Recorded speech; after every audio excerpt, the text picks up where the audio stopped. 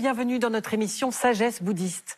Quand on parle de réincarnation, de renaissance ou d'existence nouvelle dans le bouddhisme, il est possible que la compréhension de ces mots soit biaisée, car la traduction occidentale ne permet pas de rendre compte du concept de vie après la vie, tel qu'il a été exprimé et donc conçu dans le bouddhisme ancien. Y a-t-il dès l'origine 3 expressions pour signifier un même concept ? Est-ce une approximation de traduction ou bien est-ce une affirmation qu'il existe 3 niveaux possibles de compréhension ?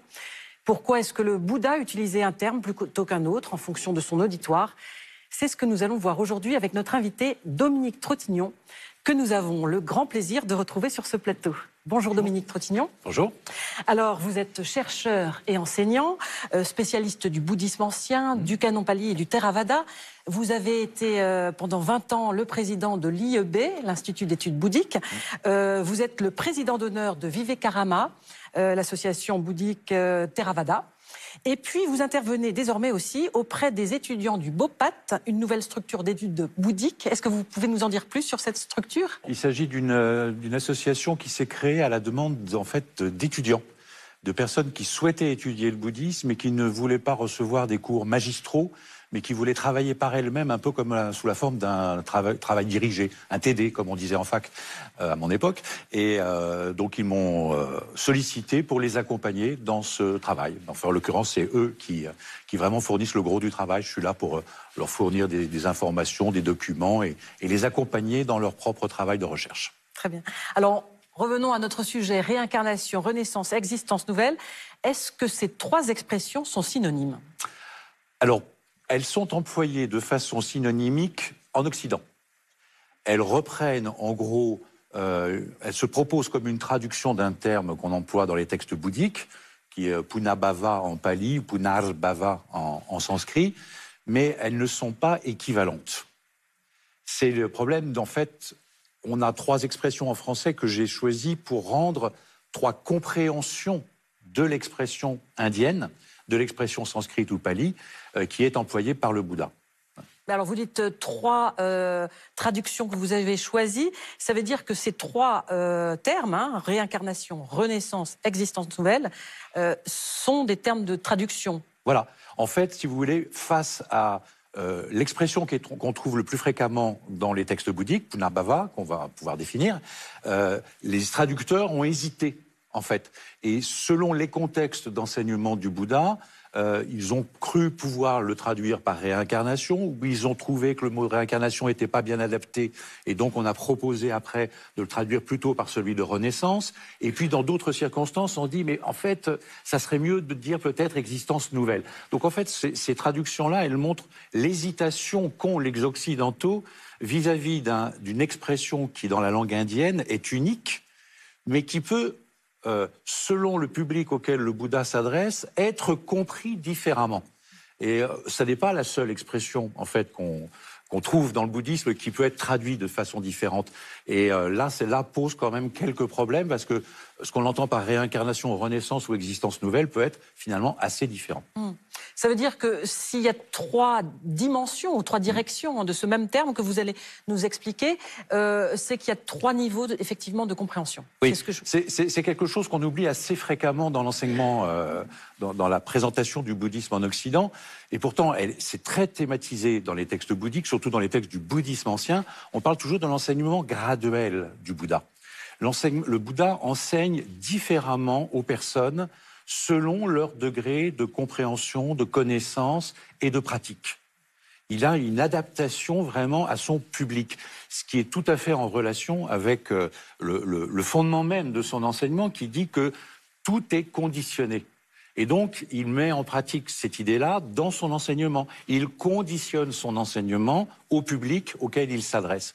Et donc, même s'il n'emploie lui-même qu'une seule expression, les gens vont l'interpréter en fonction de leur niveau de compréhension et de pratique. Et du coup, lorsque dans un texte, on le voit s'adresser à un village de brahmanes, les brahmanes ne vont pas avoir la même compréhension que ses disciples qui ont déjà 10 ans de pratique. Et pourtant, c'est la même expression. Donc les traducteurs se sont trouvés embarrassés parce qu'ils voyaient bien que le public des brahmanes comprenait de quelque chose.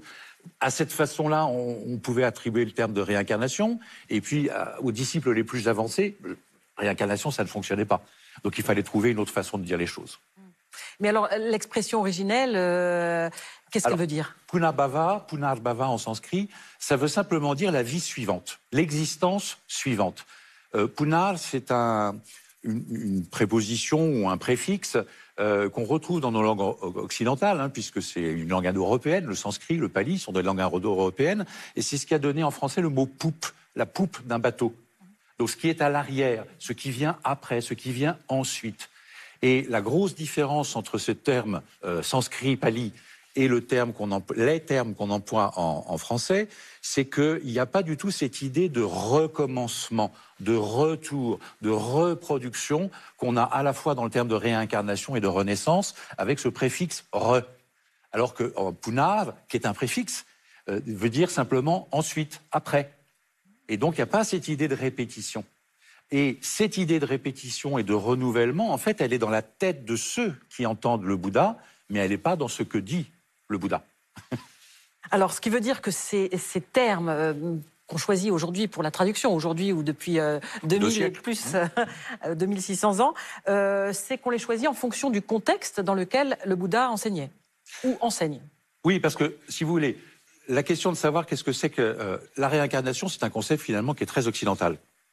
Vous n'avez pas de terme strictement équivalent dans la langue indienne.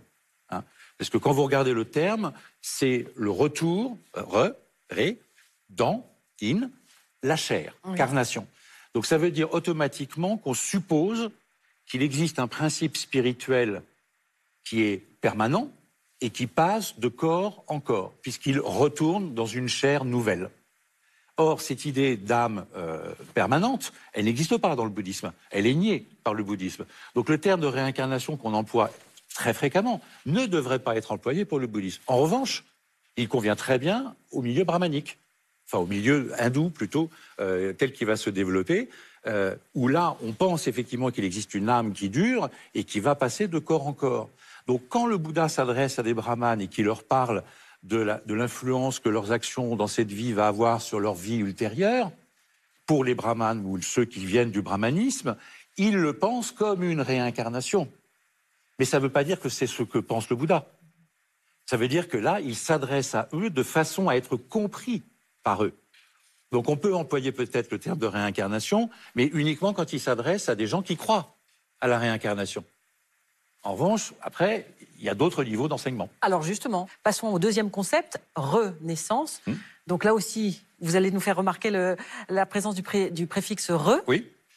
Et la naissance. Alors, naissance, là, disons qu'on se rapproche plus peut-être de l'enseignement fondamental, central du Bouddha, à savoir que le moi, en fait, s'il n'existe pas de façon durable et indépendante, de façon continue, comme on l'imagine comme une âme, c'est parce que pour le Bouddha, en fait, il s'agit d'une construction mentale. Le soi n'existe pas, mais l'image qu'on a de soi existe. Et cette image qu'on a de soi, elle est sans cesse contrariée par la réalité et nous lui redonnons naissance pour nous adapter à chaque fois à la réalité qui s'impose à nous. Donc le soi n'existe pas, on ne peut pas parler de réincarnation, mais on peut parler d'une renaissance de l'idée qu'on se fait de soi ou d'une reproduction. Il ne faut pas oublier que le terme karma, ça veut dire produire, créer. Et donc quand on dit que le moi n'existe pas, en fait il faudrait dire le moi n'existe pas sauf quand on le construit, sauf quand on le fabrique, sauf quand on le crée. Et donc, on passe à ce degré central de l'enseignement du Bouddha où, au lieu de croire à une âme, à un soi qui dure, on se rend compte qu'en fait, le soi n'existe que quand on le construit, quand on lui redonne une naissance. Donc là, on est déjà plus dans l'optique de l'enseignement sotériologique du Bouddha, c'est-à-dire celui qui va nous aider à nous sortir de la situation du samsara. On n'en est pas encore sorti, mais on a trouvé le bon biais pour avancer. Mais Dominique Trottignon, ce terme de renaissance, est-ce qu'on peut le mettre en regard de la roue de la vie ? Alors oui, la roue de la vie, effectivement. Cela dit, dans le bouddhisme ancien, la roue de la vie n'a pas une importance aussi importante qu'elle l'aura ultérieurement avec le Mahayana. Mais effectivement, dans tous les textes bouddhiques, le Bouddha va évoquer cette idée qu'on va renaître dans une situation qui va être meilleure ou qui va être pire. Alors généralement dans le bouddhisme ancien, voilà, c'est des destinations bienheureuses ou des destinations malheureuses. On rentre pas vraiment dans le détail des 5 ou des 6 états d'existence différents. Le Bouddha insiste plus sur des tendances, des grandes tendances. Et donc, il y a la grande tendance qui fait qu'on s'attache à un moi qui est plutôt bénéfique et on va se rapprocher de la vie des hommes ou de la vie divine. Ou alors, on a une vision des choses qui est très négative par rapport à soi-même et le monde, et on va se rapprocher des animaux ou des êtres qui souffrent, soit sous la forme de fantômes, soit sous la forme d'êtres des enfers. Mais on n'a pas encore cette catégorisation qu'on va avoir ultérieurement. Alors passons au dernier terme, l'existence nouvelle, qu'est-ce que ça veut dire ? Alors, Punabhava, effectivement, c'est l'existence suivante, même plus que nouvelle, mais nouvelle dans le sens où c'est quelque chose qui n'a jamais eu lieu, hein, complètement de nouveau. En fait, l'enseignement central du Bouddha, c'est de dire que tout est conditionné et qu'il y a un ensemble de conditions qui font apparaître un phénomène. Or, si vous regardez les premiers termes de la présentation de cette notion, on vous dit, pour qu'il y ait mort, il faut qu'il y ait naissance.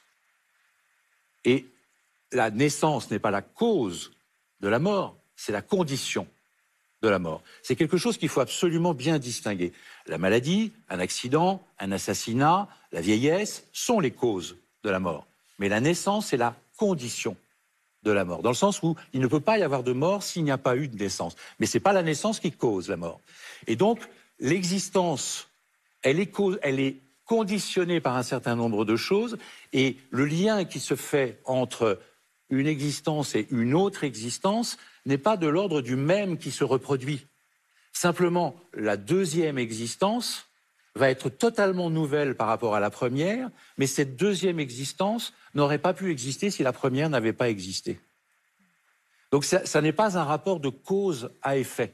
C'est ça qui est extrêmement important. Donc en fait, quand on parvient à l'issue du chemin bouddhique, on ne se préoccupe, on est passé de l'idée de réincarnation d'un moi qui passe de vie en vie, on a compris que ce moi en fait était fabriqué, et puis au final, on se rend compte que ce qui se produit est simplement en dépendance par rapport à ce qu'il y avait avant, mais qu'il n'y a plus d'idée qui se reproduit et il n'y a plus quelque chose qui est censé perdurer. Et on se retrouve en fait avec des phénomènes qui se produisent de façon successive, qui sont en lien parce que le deuxième n'aurait pas pu se produire sans le premier, mais il n'y a rien qui fait effectivement un lien de cause à effet. C'est un rapport de conditionnement et non pas un rapport de cause à effet. Et là, dans cette existence nouvelle, est-ce qu'on peut quand même parler du concept des vies antérieures ? Forcément, il y a des vies qui ont eu lieu, mais ces vies, pour le Bouddha, en fait, il ne faut pas confondre une vie et une existence. Une vie, c'est déterminé par un moment de naissance et par un moment de mort. Et donc, c'est un fragment temporel qui est lié à l'idée d'un moi qui apparaît au moment de la naissance et qui disparaît au moment de la mort. Alors que l'existence, c'est ce qu'enseigne le Bouddha, ce sont des phénomènes physiques et psychiques qui se produisent les uns après les autres et en relation les uns après les autres, mais sans qu'on puisse mettre un terme, une borne, une limite. Ce sera le mot de la fin. Merci infiniment, Dominique Trottignon, de nous avoir éclairé sur ces trois concepts qui sont difficiles quand même à comprendre. Certes. Avant de nous quitter, voici quelques propositions de lecture. Bouddhisme et Renaissance selon la tradition Theravada de Didier Tretener, édition Souka.